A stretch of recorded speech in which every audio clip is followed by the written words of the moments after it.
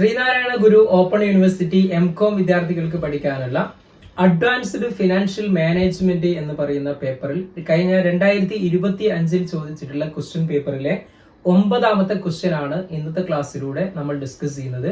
അപ്പൊ നമുക്ക് നേരിട്ട് ക്വസ്റ്റ്യനിലേക്ക് പോകാം. തന്നിട്ടുള്ള ക്വസ്റ്റ്യൻ ഇതാണ്: project cost ₹5 lakh and yield annually a profit of ₹80,000 after depreciation at 12% per annum but before tax of 50%. Calculate pay back period per annum എന്നുള്ളതാണ് നമ്മളോട് ചോദിച്ചിട്ടുള്ളത്. അപ്പൊ ഇവിടെ നിങ്ങൾ ശ്രദ്ധിക്കേണ്ടത്, നമുക്ക് വേണ്ടത് എന്താണ്? ക്യാഷ് ഇൻഫ്ലോ വേണ്ടത്. ഇവിടെ എന്ത് ചെയ്യണം? Profit after tax before depreciation എന്നുള്ള രൂപത്തിൽ ഇതിനെ കൊടുക്കണം. അതിനു മുമ്പ് ആദ്യം നമ്മൾ ഡിപ്രിസിയേഷൻ കാൽക്കുലേറ്റ് ചെയ്യണം. അത് ഡിപ്രിസിയേഷൻ കാൽക്കുലേഷൻ എങ്ങനെയാണ് ചെയ്യുന്നത്? നമ്മുടെ ഡിപ്രിസിയേഷൻ എന്ന് പറയുന്നത് എന്താണ്? ഡിപ്രിസിയേഷൻ നമ്മുടെ ക്വസ്റ്റ്യനിൽ പറയുന്നുണ്ട് 12% ആണ്. അതായത് നമ്മുടെ ഇൻവെസ്റ്റ്മെന്റ് വരുന്നത് 5 lakh ആണ്. 5 lakhന്റെ 12% കണ്ടു കഴിഞ്ഞാൽ നമുക്ക് എത്ര കിട്ടും? 60,000 എന്ന് കിട്ടും. ഓക്കെ, ഇവിടെ നമ്മുടെ ക്വസ്റ്റ്യനിൽ ടാക്സ് പറയുന്നത് എത്രയാണ്? ടാക്സ് ക്വസ്റ്റ്യനിൽ പറയുന്നത് 50% ആണ്. അതായത് നമ്മുടെ ഇൻകം വരുന്നത് 80,000 ആണ്. അതിന്റെ 50% കണ്ടു കഴിഞ്ഞാൽ നമുക്ക് ടാക്സ് എത്ര കിട്ടും?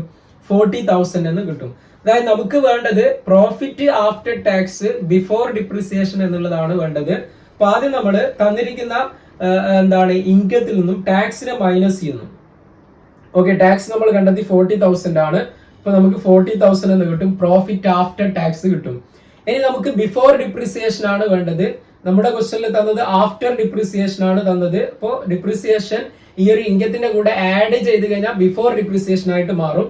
അതായത് annual cash inflow after tax before depreciation. After tax നമുക്ക് കിട്ടിയ എത്രയാണ്? 40,000 ആണ്. അതിന്റെ കൂടെ ആഡ് ഡിപ്രിസിയേഷൻ 60,000. അപ്പൊ നമുക്ക് 1 lakh എന്ന് ആനുവൽ ക്യാഷ് ഇൻഫ്ലോ കിട്ടും. ഓക്കെ, അപ്പൊ നെക്സ്റ്റ് നമ്മൾ എന്ത് കാൽക്കുലേറ്റ് ചെയ്യുന്നു? പേ ബാക്ക് പീരീഡ് കാൽക്കുലേറ്റ് ചെയ്യുന്നു. പേ ബാക്ക് പീരീഡ് കാണാനുള്ള ഇക്വേഷൻ എന്തായിരുന്നു? I/C ആയിരുന്നു പേ ബാക്ക് പീരീഡ് കാണാനുള്ള ഇക്വേഷൻ. അതായത് I എന്ന് പറയുന്നത് ഇനീഷ്യൽ ഇൻവെസ്റ്റ്മെന്റ് ആണ്. ഇനീഷ്യൽ ഇൻവെസ്റ്റ്മെന്റ് ഇവിടെ 5 lakh ആണ്. അതേപോലെ തന്നെ ആനുവൽ ക്യാഷ് ഇൻഫ്ലോ നമ്മളിപ്പോ കണ്ടെത്തിയ എത്രയാണ്? 1 lakh ആണ്. അപ്പൊ ആൻസർ പേ ബാക്ക് പീരീഡ് എത്ര കിട്ടും? നമുക്ക് 5 years എന്ന് ആൻസർ കിട്ടും. Pay back period is equal to 5 years. Okay, അപ്പൊ ഇത്തരത്തിലാണ് ഈ ഒരു ക്വസ്റ്റ്യൻ നമ്മൾ വർക്ക്ഔട്ട് ചെയ്യേണ്ടത്. അപ്പൊ നിങ്ങൾ ശ്രദ്ധിക്കുക, പേ ബാക്ക് പീരീഡ് കാണുന്ന സമയത്ത് നമുക്ക് വേണ്ടത് പ്രോഫിറ്റ് ബിഫോർ ഡിപ്രിസിയേഷനും ആഫ്റ്റർ ടാക്സുമാണ്. ഓക്കെ, അപ്പൊ ഇത്തരത്തിലുള്ള ക്വസ്റ്റ്യൻ കിട്ടിക്കഴിഞ്ഞാൽ നമ്മൾ എന്ത് ചെയ്യണം? അഡ്ജസ്റ്റ്മെന്റ് ക്യാഷ് ഇൻഫ്ലോയിൽ വരുത്തിയതിനു ശേഷം മാത്രം പേ ബാക്ക് പീരീഡ് കാൽക്കുലേറ്റ് ചെയ്യാം. അപ്പൊ വീണ്ടും പുതിയൊരു ക്ലാസ്സുമായി നമുക്ക് കാണാം. Thank you.